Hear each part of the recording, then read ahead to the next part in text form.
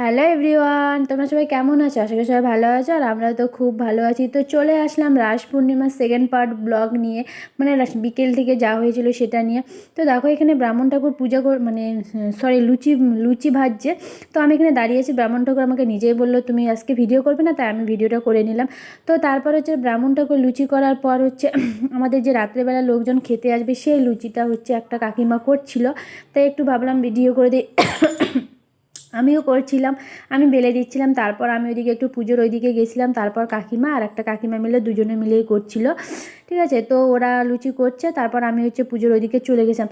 এদিকে হচ্ছে ব্রাহ্মণ ঠাকুর দেখো পুজো করতে অলরেডি বসে পড়েছে। আর আমার শ্বশুর আর কি বাবা ও হচ্ছে একটু প্রদীপটা জ্বালিয়ে দিচ্ছিল। আর একটা আমার হচ্ছে ভাগ্নে হচ্ছে ভিডিওটা করছিল, আমি এখানে বসেছিলাম শাক টাক বাজাচ্ছিলাম।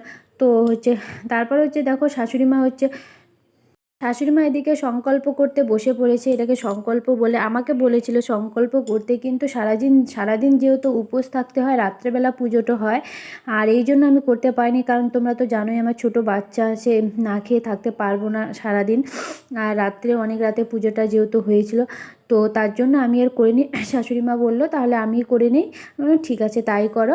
আর এদিকে সংকল্প করতে বসে পড়েছে। আর আমার মেয়ে এদিকে খুব নাচানাচি করছে, খুব এনজয় করছে, সবাই ওর দিকে তাকিয়েছে।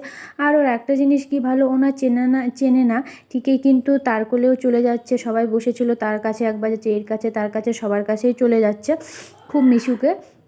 তো যাই হোক বন্ধুরা, এদিকে ব্রাহ্মণ ঠাকুরকে হচ্ছে বস্ত্র দান করছে, ধুতি ওইটা বস্ত্রটা দিচ্ছে আর কি, বলে কি মন্ত্র পড়লো, পরে বস্ত্রটা দিল।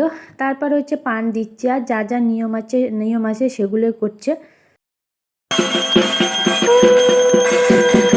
আর আমার মেয়ে এদিকে নাচছিল, তোমরা তো দেখতেই পেলে, ঢাক বাজছিল, কাসর বাজছিল, সব কিছু বাজছিল, ও নাচছিল। আর তার সাথে আর একটা ওর বন্ধু জুটে গেছিলো, তো পাড়ারই একটা বাচ্চা, ও এসে পড়েছে। ও আবার বোনকে দেখে খুব আনন্দ করছে। ওরা দুজনেই নাচছিল। তারপর এদিকে পুজো টুজো হয়ে যাওয়ার পর হচ্ছে ব্রাহ্মণ ঠাকুরকে নারায়ণকে আরতি করছিল, সেটা একটু তোমাদের সবার সঙ্গে শেয়ার করলাম। আরতি করছিল।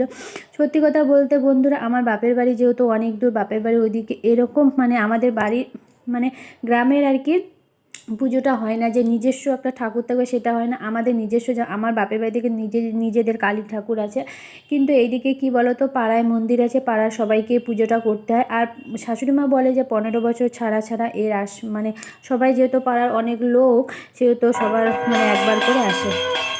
তারপর এদিকে আরতিটা হয়ে গেছে, হয়ে যাওয়ার পর হচ্ছে মন্দিরের চারদিকে নাকি ঘুরতে হয়, সেইটাই হচ্ছে চারদিকে ঘোরা হচ্ছিল। এইটাও নাকি ঠাকুরের আরতি। শাশুড়িমা শাক বাজাচ্ছিল, আর আমার মেয়েকে কোলে নিচ্ছিল, আর আমি কাসর ঝাঁঝ বাজাচ্ছিলাম। আর হচ্ছে শ্বশুর বাবা হচ্ছে দিচ্ছিল, ঝাড়া দিচ্ছিল, যেহেতু ব্রাহ্মণ ঠাকুর যাবে এই জন্য। তো যাই হোক বন্ধুরা, ফার্স্ট পার্ট তো তোমরা দেখে নিয়েছো, সেকেন্ড পার্ট কেমন লেগেছে, ভিডিওগুলো কেমন হচ্ছে তোমরা কমেন্টে অবশ্যই জানাবে। যতটুকু পারি তোমাদের সঙ্গে শেয়ার করছি, কারণ বাচ্চা নিয়ে তোমরা সবাই বুঝতেই পারছো, ছোটো যেহেতু বাচ্চা, আমাকে সব কিছু কন্ট্রোল করতে হচ্ছে। তো তোমরা সবাই ভালো থেকো, সুস্থ থেকো। পরে নেক্সট ব্লগ নিয়ে আবার চলে আসবো তোমাদের সঙ্গে ইন্টারেস্টিং। তো আমি ভিডিওটা এখানেই শেষ করে দিচ্ছি। পুজো কমপ্লিট, তো বাই বন্ধুরা।